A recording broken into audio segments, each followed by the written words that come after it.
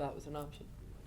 I didn't know they were a tag team coming in. You attack Yeah, Charlotte I first. might.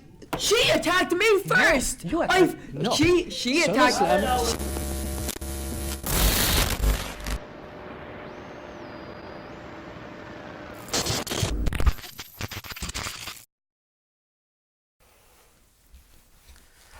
Voilà, pas mal. Regarde, beau t-shirt de Baron Corbin. Hein, voilà, pas officiel du tout. Je peux même pas le vendre sur Spreadshirt, même pas dans la boutique. Mais il est beau, hein. Vous l'avez aimé, hein. Parce que là, on est là, le soir du WWE Paris, les amis, pour Asturies Stradamus. Vous voyez, dans un décor totalement incroyable. Je suis dans ma chambre d'hôtel. Il est précisément, au moment où je vous enregistre cette vidéo, 2h11 du matin. Mais en même temps, voilà ce qui se passe. Il y a du café. Il y a du café. Et quand est-ce que je vais pouvoir travailler, moi, pour vous faire sur Stradamus? Parce que vous avez été nombreux à m'attraper lors du show. Sur Stradamus, ça sort quand? On veut te revoir facecam dans des trucs, tout. Ça arrive. C'est là, d'ailleurs. T'as vu, c'est là. Et on fera le qu'est-ce qui s'est passé dans, tu vois, dans mon bureau. Tu vois, en plus, j'ai un petit peu rechangé la déco. Voilà, j'ai mis des photos de Baron Corbin un peu partout. Parce qu'à un moment, voilà, il m'obsède.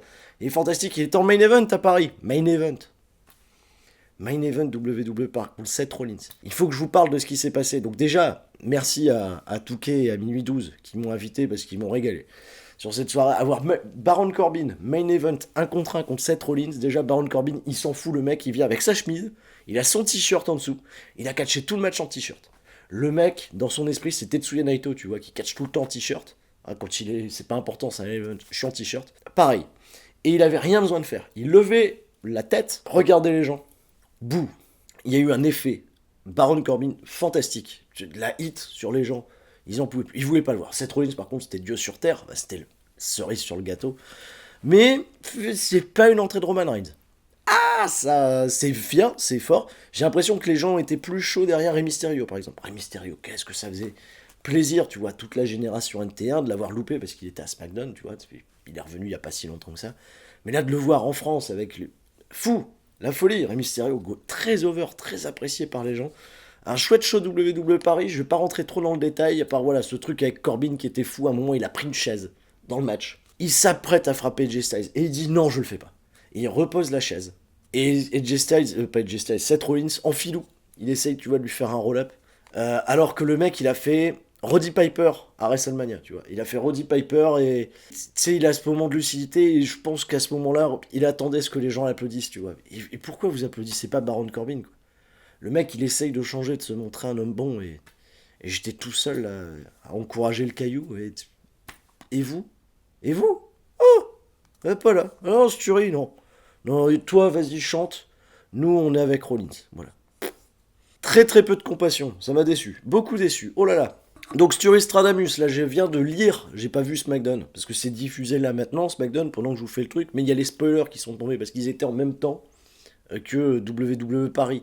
Hein, voilà, parce que c'est enregistré en Angleterre, et hop, après c'est diffusé, tout ça, donc ça va. À Raw, il y a eu des changements, d'ailleurs, je m'excuse tout de suite, parce qu'il va y avoir des visuels que j'ai pas remis à jour, donc vous allez voir Braun Strowman, Sami Zayn, enfin vous allez voir Braun Strowman à la place de Sami Zayn. Il n'y aura pas Braun Strowman dans le Money in the Bank, déjà grosse information. Et puis, on va pas rigoler, c'est le premier pay-per-view de cette nouvelle saison, tu vois, WrestleMania 35 est passé, on attendait WWE au tournant, Money in the Bank, oh là là, on y est. Et souviens-toi, mon copain, que l'année dernière, le premier pay-per-view après WrestleMania, bon, c'était le Greatest Royal Rumble, le truc en Arabie Saoudite. Bon, bref, ça, on oublie, ça n'existe pas, c'est pas canon, tu vois, dans l'histoire. Le premier, c'était Backlash. Et Backlash, c'était pas bien. L'année dernière, c'était pas bien. Ah, aïe, aïe, c'était pas bien du tout. À part Miz Rollins, voilà, qui est un des meilleurs matchs de la carrière du Miz, sans aucun doute. Et l'année précédente, encore avant, le Backlash d'après WrestleMania était pourri, il était pas bien non plus. Tu vois, ça fait 2 fois que le premier pay-per-view de la sortie de WrestleMania est pas qualitatif, et souvent décevant. Là, en revanche, on a Money in the Bank, qui arrive à un moment où WWE, c'est la panique avec les ratings, ah là là, qu'est-ce qui se passe, le revival, humilié, créativement, c'est pas bon, l'audience chute, délaissé du produit. Par contre, à Paris, vous faites du bruit, mais en même temps, à Paris, ils bossent le public, tu vois, les mecs sont là tout le temps à applaudir, etc. C'est dingue. T'as l'impression qu'il y a 2 produits différents où là, les gens, enfin, les catcheurs cherchent à être over avec leur audience, et t'as l'impression que leur audience à la télé, les mecs ils sont juste là pour passer à la télé avec leur pancarte, salut chérie, j'oublie mon écharpe, voilà, vous voyez tous les signs, tu vois, Et là, non, là, Paris, c'est bien, c'est le feu, tu vois, pourtant, c'est que des scénarios les plus tirés par les cheveux de WWE, c'est les gentils qui gagnent à la fin, tout ça, mais il y a une grosse ambiance, et t'as l'impression que c'est cool ce que tu vois. Voilà, parce qu'il y a cette ambiance, et pourquoi cette ambiance, on l'a pas sur les shows, télé, etc., pour nous impliquer un peu plus. Parce qu'à un moment, les mecs en promo, fais une expérience un peu cool si t'es un peu anglophone. Écoute les promos des catcheurs, sans regarder les images, juste le son. Et tu vas te rendre compte que les mecs, ça veut strictement rien dire ce qu'ils font. Et Norbert et Rabil comprennent bien dans le FR Live Show. Ils ont parlé du dernier SmackDown, par exemple, pas celui-là qui se passe en même temps, mais la semaine dernière. Andrade qui vient au ring, t'es jaloux de moi, etc. Parce qu'Andrade va te battre. Qui parle comme ça dans la vraie vie, bordel de Dieu, c'est un truc qui me rend fou et j'arrive pas à comprendre un autre point. J'étais en interview avec Becky Lynch cet après-midi. Oui, la classe, tu vois, merci Touquet. Bon, voilà, Becky, tu vois, tranquille, était là, bon, ça va, Becky, voilà. Becky Two Belts avec ses 2 ceintures. Bon, je les vénère déjà. Vous allez comprendre pourquoi quand la vidéo sortira. On s'est pas très bien entendu. Mais je lui ai quand même posé la question par rapport à Twitter, parce qu'elle a fait une utilisation de ses réseaux sociaux qui est totalement folle, où elle joue le kayfabe à fond la caisse, elle est dans la prolongation de son personnage à fond la caisse, elle joue ça super bien, c'est hyper cool de la suivre sur Twitter. Et elle le dit, mais bordel, on a que 10 minutes de micro à Raw, au mieux, parce que toi tu sais parler. Donne le micro 10 minutes à Mojo Rawley. On peut pas, voilà. Donc le Twitter, c'est une extension de leur personnalité. Ils peuvent aller tout le temps, le micro, il est ouvert tout le temps sur Twitter, sur les réseaux sociaux. Et ils font de la promotion de combat. Font la caisse, et ils l'ont fait super bien avec Ronda Rousey, ils le font très bien avec Becky Lynch, il y a d'autres catcheurs qui le font bien. Et j'arrive pas à comprendre que ceux qui ont l'air un peu nazes, super écrits, super produits à la WWE, ils se rattrapent pas sur leur putain de Twitter pour essayer de créer une effusion, bordel, ils touchent tellement de monde. Donc là, les interviews, elles arriveront, j'ai interviewé AJ Styles, j'ai interviewé Becky Lynch, à prendre le temps, tu vois, déjà de faire le montage, de faire le sous-titrage aussi, voilà, pour que ça soit agréable. Je pense que ça sortira après le Money in the Bank. Mais du lourd, du bien lourd, voilà, c'est du bien lourd. Bon, bah on va y aller, les pronostics, tu vois, de cette carte, fantastique. Très grande carte, très longue, oula, beaucoup de matchs. Donc on sait pas encore s'il va y avoir un match dans le kick-off ou pas, ils vont peut-être décider à la dernière minute que l'un des matchs annoncés va se retrouver dans le kick-off. Probablement les Cruiserweight, voilà, bah tant qu'à faire. On va commencer par là, donc on a un nouveau champion à 205 Live, bien sûr, c'est le produit que tu regardes pas, 205 Live, et qui mérite pourtant. Tony Nese, qui défend le titre contre... Je crois qu'il suffit pas de s'appeler Arya pour être over, tu vois, dans le monde du divertissement. Alors, Arya Stark, on le sait, elle est attendue, elle est méga badass. Par contre, Arya Davari, non. Arya Davari, c'est pas le Arya le plus over du business. Bon. Mais ils essayent, tu vois, de faire un truc un peu frais avec Arya Davari qui arrive de nulle part pour aller affronter Tony Nese. Bon, il y a une petite histoire à 205 qui se tient un peu, mais quand tu penses que cette affiche a le droit à son match de championnat en pay-per-view, même si ça se retrouve dans le kick-off, on sait même pas encore si ça va être dans le kick-off, mais même si c'est dans le kick-off, c'est super bien payé. Ah, c'est très très bien payé. Pour l'instant, il n'y a pas de gros heal. On sait que Buddy Murphy, il est parti dans le roster principal, il fait des vignettes. Voilà. Il fait des vignettes où il est sur des segments pas télévisés. Pour le moment, tout se passe bien. Cedric Alexander, on l'a vu perdre contre Cesaro pour ne plus le voir. Même à Paris, là, il n'y avait pas de Cedric Alexander. Enfin, bon, pourquoi on sait pas. Peut-être blessé, j'en sais rien. Et là, Tony Nese, Arya Davari, bon, ils vont avoir du mal à voir les gens. Il va falloir faire des trucs très cheap pour avoir les gens. Et j'ai des doutes. Je doute un peu. Je pense malgré tout que Tony Nese va conserver parce que le run est un peu frais. Et on va peut-être essayer de l'établir en tant que champion. Mais quelque part, si Arya Davari fait l'exploit, devient champion et s'installe un petit peu comme la figure top heel de 205 Live, c'est pas vendeur. Non. Mais il s'appelle Arya. Et Arya... tous les gamines qui vont s'appeler Arya aujourd'hui, mais est-ce que vous allez appeler votre fils Arya, Daivari? Ça, j'ai un doute. Donc, victoire de Tony Nese. Je crois qu'en un an de Stradamus, c'est la pire explication pour faire un pronostic possible. Le mec, Arya, quoi. Championnat des États-Unis, Samoa Joe qui défend contre Rey Mysterio, la revanche de WrestleMania dans ce match qui n'a pas pu se faire, qui était un peu décevant quand tu prends les... comment dire, ça a duré 1 minute, en effet. Alors, Rey Mysterio qui était blessé à la cheville, donc on savait qu'il n'était pas en état de pouvoir livrer un grand match compétitif contre Samoa Joe. Et puis il y avait 72 matchs sur cette carte, ça a duré 6 heures. Il fallait bien qu'il y ait un match, tu vois, qui va vite. C'était ce match-là. Bon, c'est un peu con, mais voilà. Rey Mysterio pas en état. Par contre, Ce qui m'a tué avec ce programme, c'est que Mysterio va jamais vendre sa cheville, en fait. Et Joe va jamais l'attaquer, tu vois, sur sa cheville. Il va le battre en 1 minute, clean, sans avoir vraiment l'excuse de la cheville. Et les commentateurs, à Monday Night Raw, ils ont vendu ça en disant il a perdu en 1 minute parce qu'il était blessé à la cheville. Joe, il attaque jamais cette bon Dieu de cheville pendant tout le match. Voilà, il s'en occupe pas. Et même pendant toute la storyline entre les deux, il n'y a jamais eu un coup sur cette cheville. Jamais. Jamais. Donc on est reparti avec l'affaire Dominique, etc. Il y a eu un match entre Mysterio et Samoa Joe, le titre était pas en jeu, donc qui gagne? Ah, Mysterio, bien sûr, tous les champions pommes, de toute façon, un champion, c'est pas être over, et ce booking, booking 50-50, 50-50, tu dois avoir des victoires toi aussi, etc. Comme ça, vous êtes à égalité avant de vous affronter, ou si toi tu gagnes tout, bah t'es sûr de perdre en paper. Ça me rend fou. Je me dis, mais pourquoi voilà, jouer, essayer de nous surprendre un petit peu, parce que là, les ficelles, on les voit arriver de très loin. On les voit arriver de très loin, certes, c'est sûr, mais Samoa Joe, Rey Mysterio, est-ce que ça va être le match qui va conforter Samoa Joe? Bah, comme je l'attends un peu, parce que je crois pas en Rey Mysterio, champion des États-Unis là. J'y crois pas trop. Mais non. Alors, mon pronostic, bah, ça va être vite fait, les copains. Samoa Joe, voilà, pour conserver le titre. Et j'espère que ça va être un chouette match qui va pas durer qu'1 minute. Je sais pas comment Dominique, le fils de Rey Mysterio, sera impliqué. Eux même pas le savoir d'ailleurs. À un moment, ils vont se taper dessus, je sais pas, mais bref, faites-moi un bon match de catch, voilà, solide, voilà, ce qu'on attend, tu vois, de Rey Mysterio, de Samoa Joe, mais consolider le règne de Joe, et trouver-lui un autre adversaire, tu vois, qu'on redistribue un petit peu les cartes, il y a du monde en plus, punaise. Samoa Joe Ricochet, ça te parle? Ça peut être bien, ça. Voilà, d'ici SummerSlam, ou tous les prochains shows qui arrivent, là, pas l'Arabie Saoudite, mais après, il y a un truc qui va s'appeler quoi, Stepping Ground, je sais plus comment ça s'appelle, mais c'est bien, voilà, faites-le là-bas.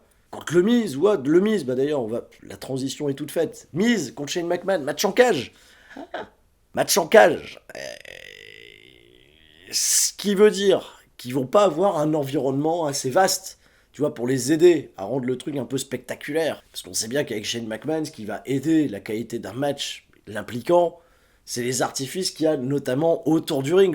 Mais là, ça va se passer dans une cage. C'est-à-dire que le seul intérêt techniquement du match vis-à-vis de Shane McMahon, c'est à quel moment il va monter en haut de la cage pour tomber quelque part. Voilà, c'est tombe, tu vois, c'est comme un moment, à chaque fois que je regardais Jeff Hardy, je me disais, j'ai pas envie de le voir catcher, mais je vais attendre le moment où il va grimper quelque part pour chuter à travers une table, des punaises, des chaises, j'en sais rien, tomber d'un truc. Et Shane McMahon, c'est pareil. Voilà, le ring avec Shane McMahon, à part le fait qu'il soit hyper agaçant, il le fait super bien d'ailleurs, parce qu'il l'appelle Greg Hamilton, est-ce que tu peux refaire I'm the best in the world.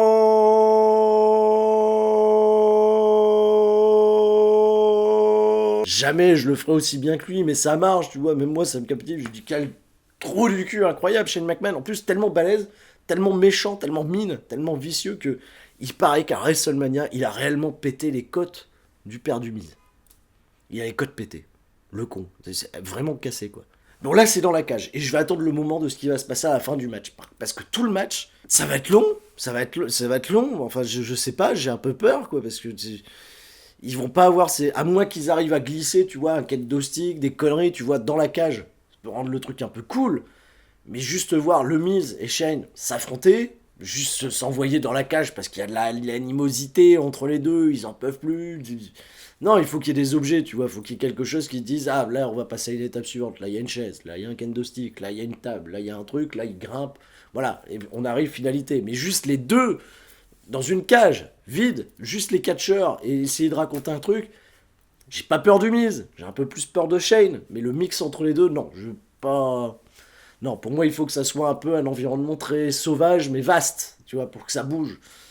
Là, juste la cage, ça m'effraie un peu, mais bon, après, j'espère que ça signifiera que la feud se termine, que le Miz gagne. Si ce serait bien que le Miz, il gagne un peu, tu vois, dans l'affaire. Shane McMahon, qu'est-ce qu'il a gagné? Il a gagné le match. Il a gagné à WrestleMania, déjà, voilà, pour que la feud continue. Mais là, donner la victoire au Miz, le Shane, laissez-le à SmackDown prendre une véritable figure d'autorité, je l'espère, parce qu'il n'y en a plus, et les mecs décident eux-mêmes de faire leur match. Non, c'est n'importe quoi. Remettez des figures d'autorité, s'il vous plaît. Pas une autorité, genre les McMahon, etc., machiavélique, mais un mec qui arrive et qui dit « Ok, je valide ce match-là contre ce match-là. » Point barre, non, pas besoin de plus. Mais quand les mecs, maintenant, décident de venir « on s'affronte, allez, vas-y, on est parti. » Qu'est-ce qui se passe? Validez les choses. Faites... J'en sais rien, moi. Shane McMahon fait ça, il peut très bien le faire. Voilà, il ne fait que ça. Et de temps en temps, quand il y a un truc, il catch un peu, mais pas trop. Pas trop non plus, voilà. On a Shane McMahon, t'imagines, on a Shane McMahon à quasiment tous les pay-per-views désormais. Il va tout le temps, tout le temps. Ralenti, stop. Qu'est-ce qu'il va faire en Arabie Saoudite cette fois-ci? Il a soulevé la coupe, etc. Ramener la coupe à la maison. Victoire de mise. Voilà, point barre. Elias Roman Reigns, mais qu'est-ce que tu veux que je te dise? Ça va aller vite, ça, mon coco. Ça, Elias, il va pas battre Roman Reigns. Roman Reigns, il va continuer un petit peu, tu vois, d'être cette figure qui revient, valeureuse, qui gagne des matchs jusqu'à se construire petit à petit pour aller dans le main event. Donc voilà, Elias, c'est une étape. C'est histoire de faire patienter un peu, mais Elias, sans déconner. Voilà, c'est pour patienter. Donc je vais pas aller très très loin là-dessus, le programme a pas été non plus très intéressant. Parce qu'il y a eu la wildcard rule, les mecs sont apparus à Raw, à SmackDown, c'est un peu l'embrouille. Voilà, Reigns, il est plus souvent à Raw qu'à SmackDown d'ailleurs, c'est ça qui est étonnant, c'est bizarre quand même cette affaire. Victoire Roman Reigns, voilà, et Elias, je pense, retombera un peu dans la mid-card de SmackDown contre Shinsuke Nakamura, j'en sais rien. Il devient quoi d'ailleurs? Qu'est-ce qu'il devient le japonais? On sait pas. On va tout de suite faire la doublette Becky Lynch. Becky Two Belts. Ah, fantastique Becky Lynch. Fantastique, mais un peu sur les nerfs. Ouais, parce que bon, il y a l'IC Events. On va commencer par l'IC Events pour le championnat de Raw. Donc là, c'est 2 ceintures, mais c'est la rouge qui est en jeu contre l'IC Events. L'IC Events, c'est un projet auquel je vois que sur le internet, vous êtes encore très dubitatif sur le projet l'IC Events. C'est vrai qu'elle n'a pas été exposée sur le main roster dans des matchs très simples, où elle n'a pas vraiment brillé. En fait, elle a des capacités athlétiques, c'est sûr, mais elle paraît très green. En revanche, une chose qui est sûre, c'est que WWE y croit un max. Ils auraient tort de s'en priver d'ailleurs, parce que il y a quelque chose, il y a un package, il y a l'impression que t'as vraiment une sacrée star devant toi, elle fait des caisses, non, franchement ça va, et il y a une histoire. Il y a une histoire avec Lacey Evans, les amis, moi je vous le dis, je pense que dans quelques années, c'est la grande babyface de la compagnie.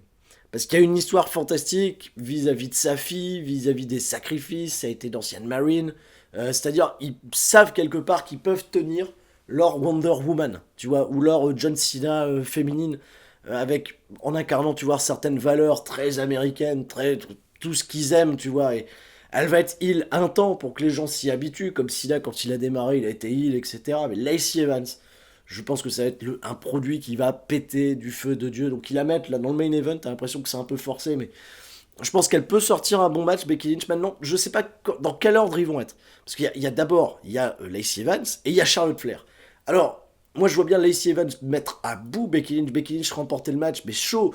Et elle va lui mettre, tu vois, le woman's right, Lacey Evans en loose day, tu vois, avant de se barrer. Donc Becky Lynch, Becky Two Belts, elle a conservé une ceinture, mais elle est un peu endommagée, tu vois, système et hors système. Et Charlotte, elle arrive derrière, reine des opportunistes, tu vois, comme elle le fait depuis quelques temps, mais ça c'est la faute de Becky. C'est à cause de Becky, je vous rappelle, c'est elle qui l'a attaqué à SummerSlam. Hein, voilà, puis voilà, ça a vrillé après. Donc Becky Lynch, elle est dans la merde, et Charlotte la bat rapidement. Il faut pas qu'on ait un autre grand match entre Charlotte et Becky Lynch, déjà que le dernier était pourri, il avait servi à rien là pour justifier que Becky Lynch soit à WrestleMania. Ok, je veux même plus penser à ça. Elles ont eu d'autres matchs avant ça plutôt épiques, plutôt cool. Là, je pense que ça peut plus servir d'angle et qu'on revoit une Charlotte Flair avec un titre. De toute façon, Becky Lynch, on sent que c'est un peu moins over ces derniers temps. Et on a vraiment besoin d'avoir... voilà, t'imagines quand même que quasiment tous les champions principaux de cette compagnie aujourd'hui sont des babyface. Ça peut pas être éternellement ça. Donc Becky Lynch, un titre, ok. Charlotte Flair... championne à Money in the Bank, et on se pose là sur Becky Lynch à Raw, Charlotte pour redynamiser un petit peu la division féminine de SmackDown, même si là pour le moment ils mettent vraiment l'ascendant sur les titres par équipe du côté de SmackDown. Bon là ils sont pas défendus, mais on sent que toutes les nanas sont occupées avec le championnat par équipe. Mais Charlotte peut se démerder, elle peut reconstruire d'autres personnes qui sont pas impliquées dans les courses par équipe, des nanas comme Ember Moon, Bayley, Carmella, on pourrait essayer Carmella en face contre Charlotte en heel, ça n'a pas été fait, on a fait le schéma inverse, c'était horrible. Essayez ce schéma-là, on sait pas. Mais bon, c'est un scénario qui fait un peu de sens. Quand tu y réfléchis, bon voilà, je peux me tromper, mais je partirai là-dessus. Tant qu'à faire, on va en parler tout de suite. Championnat WWE du côté de SmackDown, c'est Kofi Kingston qui fait sa première défense de titre officielle en pay-per-view contre nul autre que Kevin Owens, qui l'a trahi. Voilà, on l'a vu venir à des kilomètres, mais c'est arrivé très tôt en fait. On aurait bien aimé que ça continue un petit peu, cette intrigue, tout ça, ça arrivait vite. C'est un peu frustrant quand il pense, mais bon, allez, on y va. Kevin Owens fait du super taf d'ailleurs, même si ça n'a pas toujours du sens, notamment ce SmackDown où il intervient, mais on ne sait pas si c'est pour aider Sami Zayn, c'est un peu flou. Mais bon, soit, on y est. Ok. Le match va être bon. Je pense que c'est une défense de titre jouable pour Kofi Kingston, tu vois, qui va pas paumer ce titre tout de suite. Voilà, il va battre Kevin Owens une fois. Les gens vont jouer le jeu. Maintenant, là c'est bien, c'est parce qu'au dernier SmackDown, donc qui vient là d'être diffusé, il y a Kofi Kingston qui a demandé à Xavier Woods de ne pas intervenir dans le combat. Et ça va faire sens parce qu'il veut vraiment gagner le match à la loyale, mais Xavier il est vénère. Xavier est vénère, Kevin Owens est fantastique dans ce qu'il fait, notamment sur les interviews exclusives à YouTube ou www.com. Il travaille l'esprit de Biggie, tu vois, Biggie qui est en convalescence, ça risque de durer longtemps d'ailleurs, Biggie, c'est ça qui est un peu dingue, mais il travaille, tu vois, l'idée de ils t'ont vite oublié, quelque part ils t'ont trahi, et il y a tout ce petit doute sur le heel turn, un peu fantasmé par beaucoup, le gros heel turn de Biggie à son retour. Là, jaloux de Kofi Kingston, etc. Sauf que si Biggie revient en 2020 ou en 2021, on aura oublié d'ici là, et Kofi sera plus champion d'ailleurs. Il y a des doutes quand même. Il y a des doutes. On arrive sur la Fox, Kofi Kingston champion, un Brock Lesnar, un Goldberg qui va traîner par là, on sait jamais. Donc là, victoire pour Kofi Kingston, mais je pense avec l'aide de Xavier Woods, une aide pas voulue, et ça peut relancer un peu l'intrigue pour la suite. Et on peut même continuer entre Kofi et Kevin Owens pour quelques semaines. Voilà, c'est pas gênant. C'est pas gênant. Première étape et un bon match de catch. Allez, premier Money in the Bank féminin, je pense que ça sera l'opener même du match, parce qu'il faut probablement espacer les Money in the Bank comme ils ont l'habitude de faire désormais. Ember Moon, Mandy Rose, Dana Brooke, Alexa Bliss, Bayley, Natalia, Naomi et Carmella. Bon, quand tu fais le mix de tout ça, c'est un peu effrayant, hein, c'est un peu... Donc il y a de la nouveauté, tu vois, dans ce type de match. On n'a pas vu, par exemple, Mandy Rose, tu vois, dans ce genre de match. Dana Brooke, alors là, c'est nouveau, Dana Brooke, c'est nouveau et c'est nouveau et ça effraie. Natalia, on l'a déjà vu dans ce genre de match, mais ça n'a jamais été exceptionnel. Bayley, pourquoi pas, pour encore avoir un peu d'overness avec non, mais la babyface la plus over du match, celle qui va avoir le plus de réactions. Dans ta tête, ça peut jouer entre Ember Moon, Carmella, Naomi, mais Carmella, elle est au-dessus de tout le monde. Voilà, vraiment. Naomi, elle a des réactions, c'est toujours un peu mitigé. Ember Moon, je l'ai bien vu là à Paris, Ember Moon, non, pas trop. Le finish, oui, le finish est super over, le reste, ça coince un peu. Carmella, ça a marché tout le temps, voilà, parce qu'elle a une sympathie naturelle, le truc avec Artrousse, ça l'a sauvé, tu vois, ça lui donnait une deuxième jeunesse. Et c'est très con, mais celle qui je vois remporter le match, c'est pas que ça me plaise, parce que la dernière, je l'avais descendue en flèche quand elle avait gagné, c'est Alexa Bliss. Il n'y a qu'Alexa Bliss que je vois gagner cette affaire, parce que Alexa Bliss, elle a été la bonne soldate WWE à prendre le rôle de general manager bizarre, tu vois, enfin une nana d'influence, ça c'est évident. Alexa Bliss, c'est un peu compliqué, parce que je suis certain que c'est une bonne catcheuse, voilà. Mais c'est comme elle est heel et qu'il faut qu'on la déteste, il s'efforce, tu vois, de faire en sorte à ce que on n'expose pas trop ses qualités techniques, in-ring, etc. Donc bon, je pense qu'elle va gagner, j'aimerais juste pas que ça soit une victoire opportuniste comme l'année dernière où elle avait catché réellement sur les 15 minutes de match, de l'intégralité du match, peut-être une minute à tout péter. Voilà, j'avais fait les calculs, je m'étais éclaté, mais je pense qu'elle va encore une fois pas foutre grand-chose, gagner le match en opportuniste à la fin. C'est très chelou ce qui s'est passé avec Nikki Cross d'ailleurs à Raw. Est-ce que Nikki Cross va être impliquée d'une manière ou d'une autre? J'en sais rien. Mais bon, je vois Alexa Bliss gagner. Mon choix secondaire se porterait peut-être sur Mandy Rose, mais je vois plus Alexa Bliss. Alexa Bliss, Becky Lynch, de toute façon, c'est un truc sur lequel on va y avoir droit à Raw. Voilà, c'est... Ça peut drawer un peu. Ça, je pense que c'est un programme pour SummerSlam qui peut être propre. Voilà. Est-ce qu'après, dans le ring, ça va être bien? Je sais pas. Ça s'est même déjà fait, d'ailleurs, et c'était pas terrible, il me semble. Il n'y avait pas eu un match de table, d'ailleurs, entre les deux, là. C'était pas bien, ça, d'ailleurs. Oui, le match où Alexa Bliss devient championne, d'ailleurs. C'était pas bien. Mon souvenir, c'était pas bien. Hein. Bon, Alexa Bliss, je vais pas rester 10 ans. J'ai très très peur de l'accident de voiture. Money in the Bank masculin désormais, avec là, le cœur va parler, bien entendu. Donc le visuel, il y a une erreur, il n'y a pas Braun Strowman, voilà. C'est Sami Zayn à la place qui a remporté son droit d'y participer un petit peu. Voilà. Qu'est-ce qui se passe avec Braun Strowman? Ils ont peur que le mec soit trop over, c'est ça? Donc on te met pas, hein, on te remplace par Sami Zayn. Il y a combien de babyface dans le match? Dans le match, il y a... Alors en face, on va commencer par les face. Il y a Finn Balor, champion intercontinental qui est là. Je ne vois pas gagner parce que le champion intercontinental c'est un peu étrange, mais il va être là. Ça va mettre du dynamisme, c'est bien. Il y a Ali, super Ali, moi j'aime bien Ali, tout le monde aime bien Ali. Et Ricochet, voilà. T'as 3 babyface, t'as 5 heals. Alors, Randy Orton c'est un peu accident aussi, on sait pas. Voilà, Randy Orton c'est over, c'est le star power est là.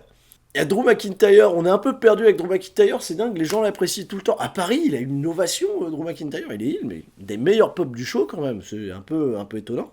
Il y a Andrade qui est fabuleux, tu vois, comme Sami Zayn, fabuleux aussi, mais dans quel registre et quelle confiance on va leur apporter. Et il y a la bête noire de tout Internet, hein, celui pour qui j'ai décidé de regarder le produit juste pour lui, parce qu'il me fascine. C'est tout nouveau ça dans le catch, il n'y a jamais eu un personnage aussi utilisé de manière très étonnante, je vais pas dire intelligente, parce que bon...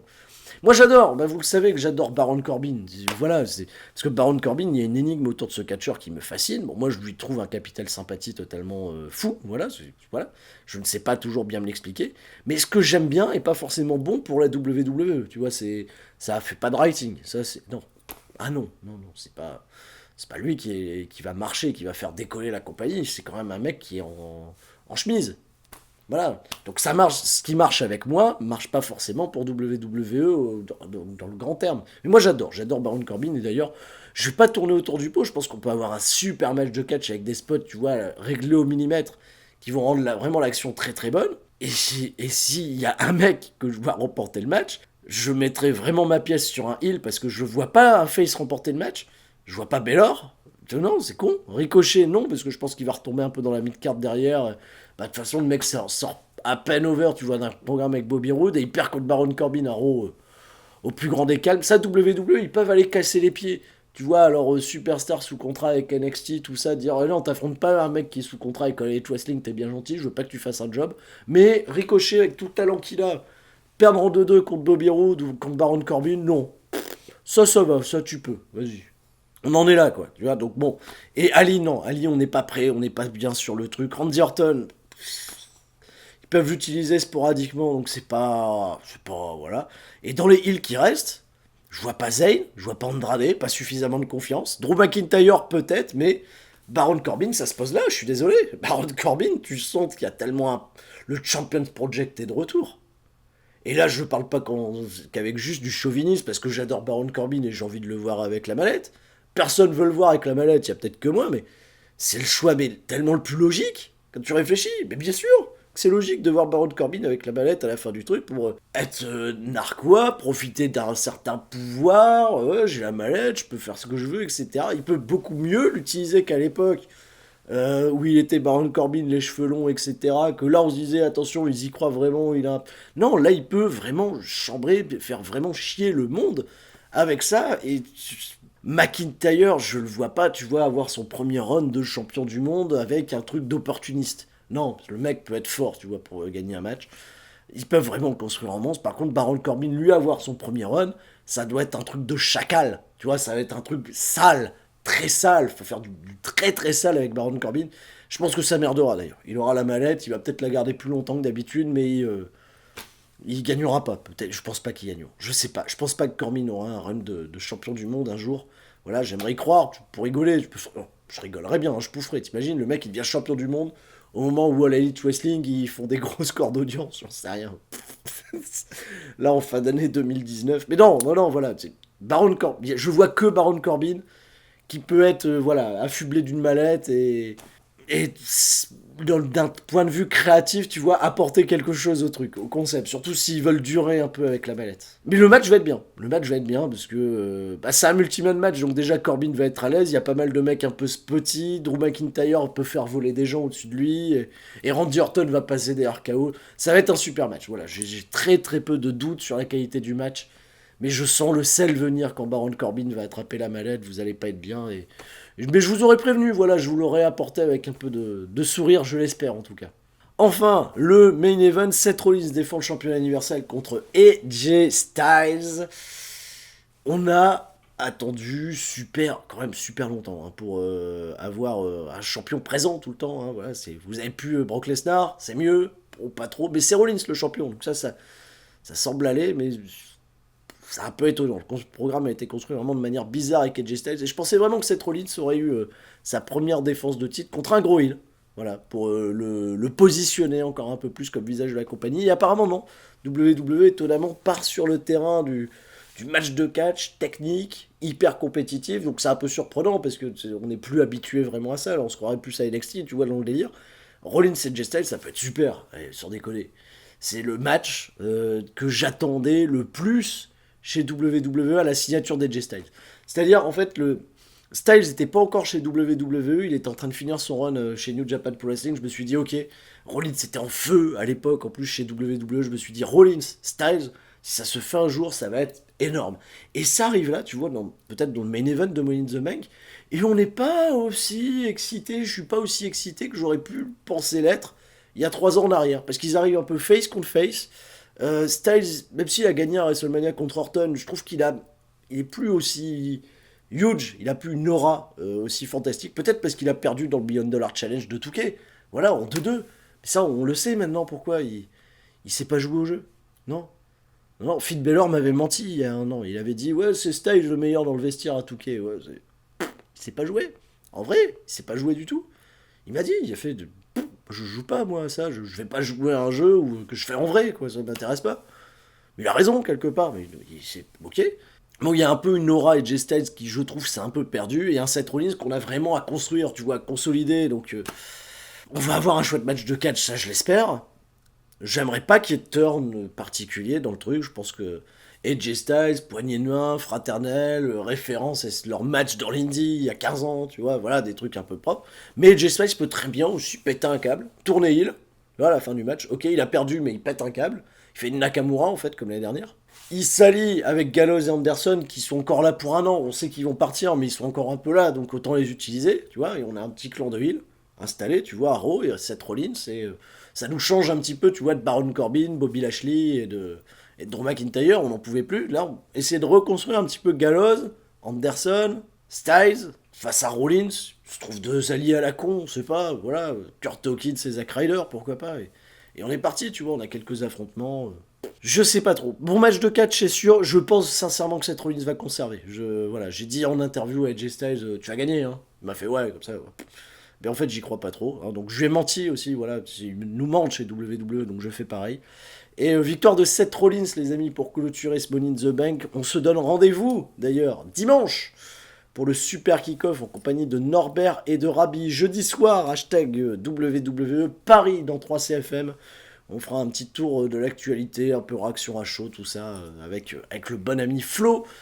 Et puis on vous fait plein de gros bisous, les amis. Pensez à Utip, parce que ça aide, Utip, là, les visionnages de pub pendant les vidéos, enfin pas pendant, mais après que vous ayez regardé celle-là, allez sur Utip, parce que ça nous aide énormément sur la chaîne C'est ça le catch. Je vous fais des gros bisous à tous, merci pour les dons, merci pour les partages, merci pour les abonnements, merci pour les activations de cloche, merci pour tout, voilà, parce que je suis dans une chambre d'hôtel, t'as vu ça, tu vois, je vais faire chier tout le monde, là, il est quasiment 3h du matin, voilà, et j'ai le montage derrière. On n'est pas couché, les amis. Mais ça, j'ai pas le droit de le dire, c'est le nom d'une émission qui existe encore. Je ne sais plus, ça n'existe plus d'ailleurs. Bon, Sturie, voilà, va dormir, va te coucher. Hein, voilà, très bien. Et à la prochaine. Voilà, vous verrez cette vidéo quand elle sera sortie.